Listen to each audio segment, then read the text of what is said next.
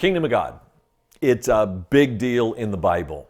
In fact, we got these two very large books, 1st and 2nd Kings, and they're followed by 1st and 2nd Chronicles, the Chronicles of the Kings, preceded by 1st and 2nd Samuel, which is less about Samuel than it is about the first three kings, Saul, David, and Solomon. So the Old Testament's filled with literature about the kings. Then you go to the New Testament, Gospels.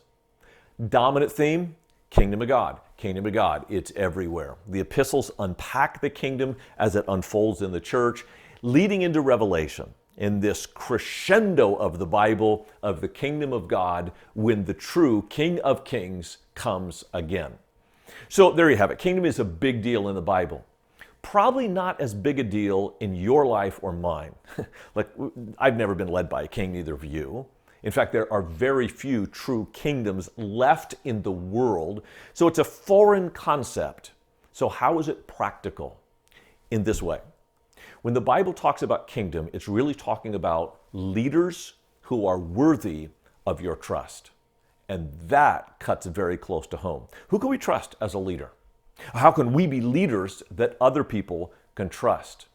That's what we want to get at through this discussion today about this core verse in 1 Samuel chapter 16, verse 7. I'm going to take you clear back to the beginning of the kingdom.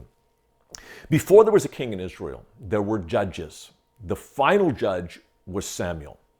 But he had followed a long line of judges, Ehud, Deborah, Samson. And if you track their history, you realize that the protection that the judges gave got thinner and thinner. The enemies got larger and bolder. The failures of these judges got greater. So we're going downhill fast. And the people come to Samuel, and his own sons are not worthy to lead the nation. They all know that. They said, Samuel, we want a king. He blew a cork. God is your king. How dare you ask for another king? He was furious. He goes to God and says, God, you hear what these people are asking for? And God says, I know. Give them what they're asking for. It may not be what's best for them. It's not what I desire for them, but they're demanding it. So respectfully, I'm going to grant their request to lead them to a place where they get back to a true king of Jesus Christ. So he goes and anoints Saul as the first king, but he warns them, you know, if you have a king, the price is going to be higher than you think.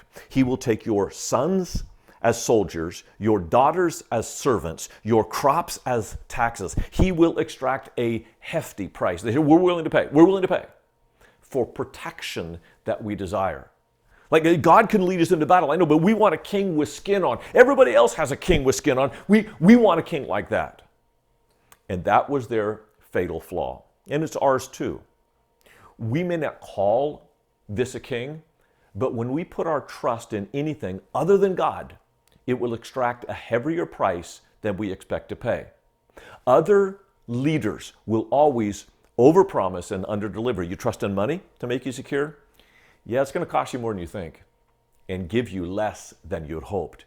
You want to trust in a relationship? It's going to cost you more than you think.